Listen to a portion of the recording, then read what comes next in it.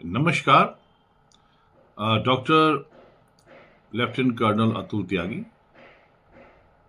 Practising advocate, fair law practitioners, गिरल news की ओर से आपके सामने आज संविधान में आरक्षण, उसके उद्देश्य, सिद्धांत और कानूनी यात्रा की विवेचना के लिए।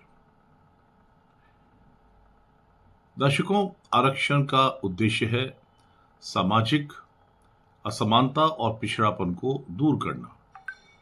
लेकिन यदि आर्थिक सामाजिक स्तर पर उन्नत लोग आरक्षण का लाभ लेते रहे तो असली जरूरतमंद जो गरीब हैं, वंचित हैं, वो पीछे रह सकते हैं। और इसी समस्या को सुप्रीम कोर्ट ने पिछले कुछ दिनों में कुछ मैटर्स जो सुप्रीम कोर्ट के संज्ञान में आए उसके माध्यम से देखा और ऑब्जर्वेशन दी।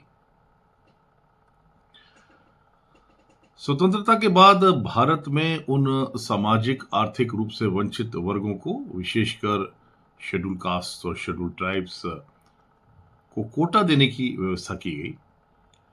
भारतीय संविधान में आरक्षण व्यवस्था का मूल उद्देश्य समाज के उन वर्गों को समान अवसर पहुंचाना था जो कि सदियों तक सामाजिक, आर्थिक और शैक्षिक रूप से कहीं ना कहीं किन्हीं कारणों से वंचित रहे। और ऐसा पाया गया कि विशेषकर जो अनुसूचित जातियां, जिन्हें हम एससी कहते हैं, और अनुसूचित जनजातियां, एसटी, बहुत से कारणों के कारण समाज में फैली हुई बहुत सी बुराइयों के कारण वंचित समाज रहे और उन्हें वह अवसर प्राप्त नहीं हुए, जिसके कारण समाज में एक विषमता महसूस की गई। मूल रूप से इस आरक्षण को एक सीमित अवधि के लिए रखा गया था, किंतु अनुभवों जैसे सामाजिक भेदभाव, पिछड़ापन और असमान अवसरों की बहुतायत के कारण इसकी दिशा ही बदल गई। जैसे कि 1950 में संसद ने यह आरक्षण 10 साल के लिए यानी कि 1960 तक के लिए लागू किया था, मगर यह आरक्षण आज तक अब इस भारतीय समाज को छोड़ नहीं पाया है। इस प्रकार समय समय पर पुनरावलोकन, संवैधानिक संशोधन, कानूनों में सुधार आदि के माध्यम से एससी और एसटी कल्याण एवं सुरक्षा के प्रावधान बनाए गए और वह बराबर जारी हैं। आरंभ में अस्थायी व राहत उन्मुख उपाय के रूप में ही यह शुरू हुआ था और धीरे धीरे करके ऐसी सामाजिक नीति के रूप में परिवर्तित हो गया जिसको हटाने भर की या संशोधन करने की किसी बातचीत से भी एक राजनीतिक विद्वेष और एक सामाजिक टर्मोइल पैदा होने के पूरे आज चांसेस हैं। और इसी कारण किसी भी सरकार के बस में अब ऐसा नहीं लगता कि वह इस विषय के ऊपर चर्चा भर भी कर सके। आइए देखते हैं कि संविधान में किन अनुच्छेदों में आरक्षण का संवैधानिक आधार है। अनुच्छेद 15(4) पिछड़े वर्गों एससी और एसटी के लिए विशेष प्रावधान की अनुमति है। 16(4) में सेवाओं में, नौकरियों में आरक्षण। अनुच्छेद 46 अनुसूचित जाति जनजाति के हितों की सुरक्षा का प्रावधान है। अनुच्छेद 330 से लेकर 342 तक संसद और विधानसभा की सीटों में आरक्षण व जातियों की सूची।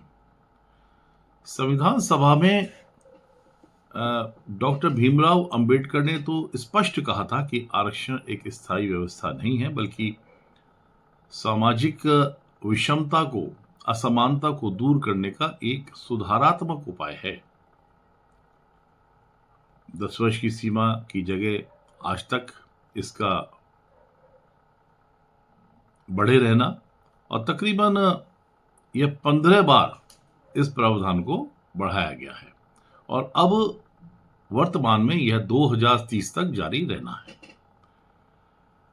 अब इसके समर्थन में जो तर्क आते हैं कि साहब जातिगत भेदभाव तो आज भी सामाजिक व्यवहार में मौजूद है। शिक्षा, रोजगार, भूमि, स्वामित्व, प्रतिनिधित्व में ऐतिहासिक रूप से वंचित वर्ग आज भी पिछड़ा है। आरक्षण मात्र नौकरी नहीं बल्कि प्रतिनिधित्व आधारित सामाजिक न्याय का सिद्धांत है। अब इसके विरोध में जो तर्क आता है कि आरक्षण का लाभ एक सीमित वर्ग तक सिमट कर रह गया है। अब योग्यता के साथ प्रतिस्पर्धा बेहद जरूरी है, खासतौर से आज के युग में, जबकि समाज में टेक्नोलॉजी का, मैनेजमेंट का विशेष दर्जा हो चुका है, विशेष रूप हो चुका है। देश की प्रगति में जिनका बेहद अहम रोल है। आरक्षण सुधारात्मक प्रक्रिया थी, स्थायी व्यवस्था नहीं थी। तो यहां पर जब बात आगे चलती है तो एक व्याख्यान आता है कि क्रीमी लेयर सिद्धांत, जो इसको की सुप्रीम कोर्ट ने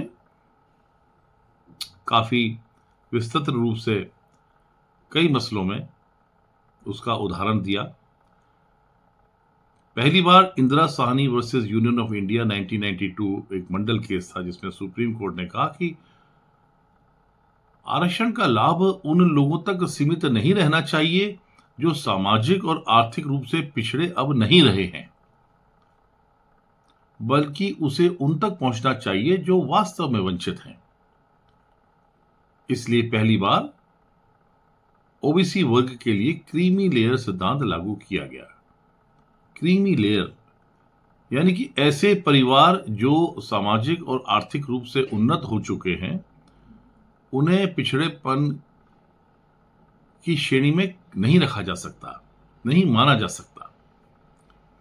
अगस्त 2024 में सुप्रीम कोर्ट की एक बेंच ने कहा कि एससी एसटी के लिए क्रीमी लेयर अवधारणा लागू होनी चाहिए और उन्होंने यह भी कहा कि यह कार्य लेजिस्लेटर का है, हमारा नहीं है।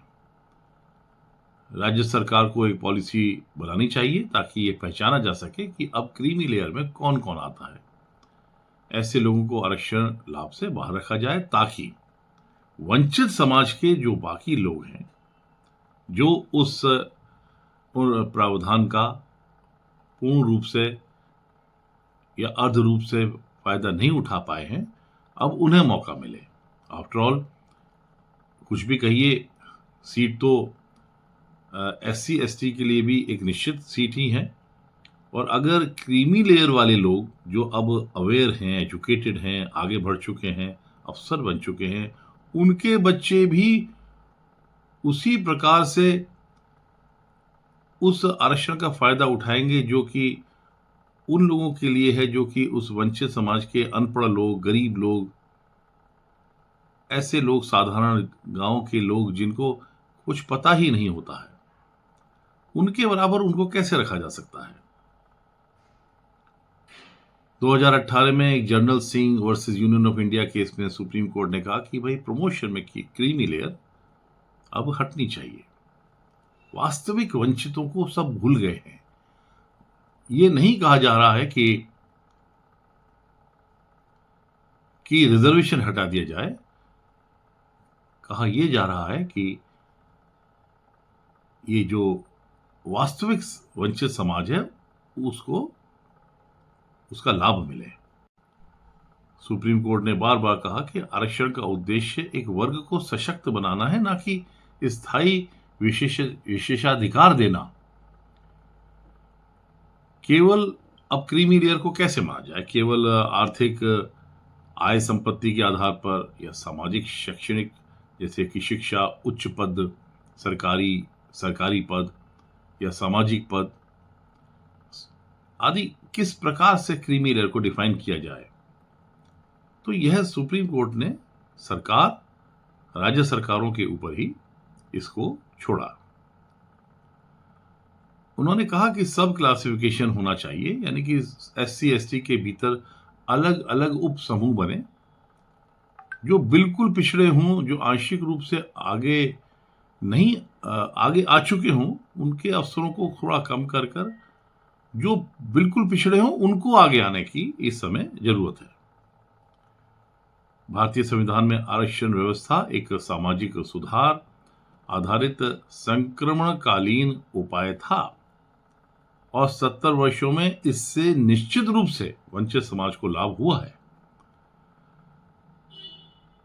तो कुल मिलाकर जो विशेषज्ञ हैं और जो विधि से संबंधित लोग हैं, वो ये मानते हैं कि आरक्षण तो जारी रहे, मगर उसकी संरचना, लाभार्थी पहचान और उसकी जो वितरण प्रणाली है, उसमें आमूलचूल परिवर्तन की जरूरत है। विशेषकर क्रीमी लेयर लागू कर यह सुनिश्चित करना कि लाभ वास्तव में वंचित वर्ग तक पहुंचे। आरक्षण प्रतिनिधित्व आधारित सामाजिक न्याय का साधन है, लेकिन यह आवश्यक है कि आरक्षण का एक वैज्ञानिक समीक्षा अवश्य हो। आरक्षण और विकास दोनों साथ साथ चलें, ऐसा भारत देश के लिए उपयुक्त रहेगा। यह जरूरी है कि ऐसी सुधार व्यवस्था संवैधानिक मूल्यों और सामाजिक संवेदनशीलता के संतुलन से ही हो, ताकि सदियों से वंचित लोगों का उत्थान हो सके और पूर्ण रूप से उत्थान हो सके। तो यह एक समीक्षा, यह एक विवेचना आज आपके सामने आरक्षण से संबंधित मुद्दे के ऊपर रखी गई है। धन्यवाद, नमस्कार।